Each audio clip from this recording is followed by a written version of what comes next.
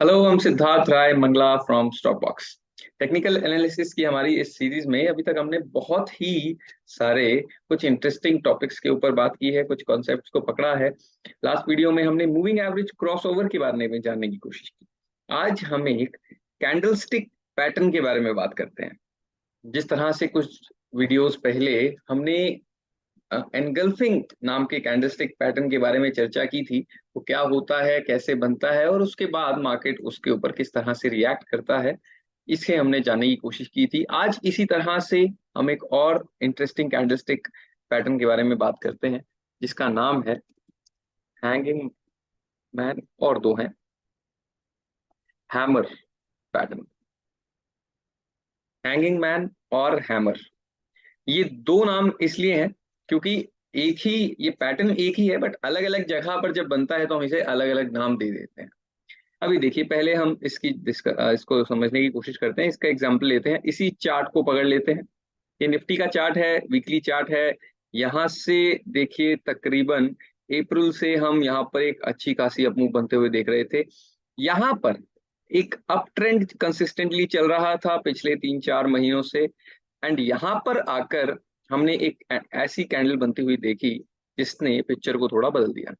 इस कैंडल की मैं बात कर रहा हूँ, इस ब्लू कैंडल की जो टॉप पर बनी। इस कैंडल को हम कहते हैं हैंगिंग मैन पैटर्न।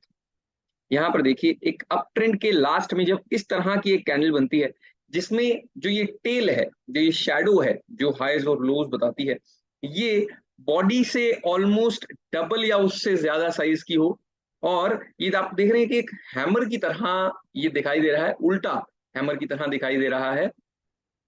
और ये कहीं ना कहीं जो बॉडी है, वो शैडो के एक एंड में थोड़ी ज्यादा है, एक एंड में थोड़ी ज्यादा है, कॉर्नर के पास में है, नजदीक में नहीं है। एक शैडो बहुत ही लंबी है और दूसरी शैडो बहुत छोटी, या फिर काफी सारे केसेस में होती ही नहीं है। जैसे कि इससे दो कैंडल पहले हमने देखा, यहाँ पर ये भी इसी तरह की एक कैंडल है जिसे हम हैंगिंग मैन कैंडल कैंडल से कह सकते हैं। अब इसका इम्पैक्ट मार्केट के ऊपर कैसा होता है, यहाँ पर देखिए। जब हमने इसकी कंफर्मेशन का वेट करना है नेक्स्ट एक दो कैंडल्स तक, जब एक बार मार्केट अपने हैंगिंग मैन पैटर्न को बनाने के बाद उसके लो को अगले एक दो सेशंस में तोड़ देता है, तो फिर हम समझ सकते हैं कि ये ट्रेंड अब चेंज होने शुरू हो चुका है। ये है, इसीलिए ये एक ट्रेंड रिवर्सल पैटर्न है। जहां पर भी हैंगिंग मैन बनता है, वहां से हम एक अप ट्रेंड की खत्म होकर डाउन ट्रेंड की शुरुआत को होता हुआ देख सकते हैं। इसी तरह से हैमर पैटर्न है, जो कि हैंगिंग मैन से बिल्कुल उल्टा है। यानी कि ये हमेशा एक डाउन ट्रेंड के लास्ट में बनता है और वहां से मार्केट को उठाने की कोशिश भी करता है। इसका अगर हम एक एग्जांपल लें, तो यहां पर देखिए, इस चार्ट के अंदर मार्केट यहां से गिरता हुआ आ रहा था, बट लास्ट में ये देखिए, नीचे जो रेड कैंडल है, यहाँ पर एक हैमर पैटर्न बना बिल्कुल लो पर, और वहां से मार्केट ने एक अच्छा खासा रिवर्सल हमें बनता हुआ दिखा है। तो हैमर और हैंगिंग मैन पैटर्न दोनों का ही काम लगभग सेम है, ट्रेंड को रिवर्स करने का। और हैमर से इसे आप अच्छे से याद रख सकते हैं। नाम जरूरी नहीं है दोनों याद रखना, बट इनका काम हमें याद रखना जरूरी है कि जहां पर भी ट्रेंड के लास्ट में हमें ये दिख जाए और उसके बाद एक दो सेशंस में हमें कंफर्मेशन मिल जाए, तो फिर हम समझ सकते हैं कि यहाँ से ट्रेंड रिवर्स होना शुरू हो चुका है। एंड ये हैमर, इसे हम इसलिए कहते हैं क्योंकि एक हैमर जैसा दिखता है।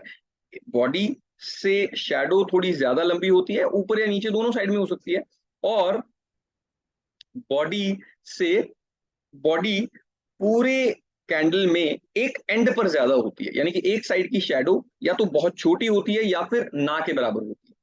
तो ये था हमारा हैंगिंग मैन पैटर्न और साथ ही साथ हैमर पैटर्न और उसके इम्पैक्ट्स। नेक्स्ट वीडियो में बात करते हैं इसी तरह से टेक्निकल एनालिसिस के एक और इंपॉर्टेंट कॉन्सेप्ट के बारे में। अगर आपको ये वीडियो अच्छा लगा तो please like share and subscribe to the stock box channel. Thank you very much.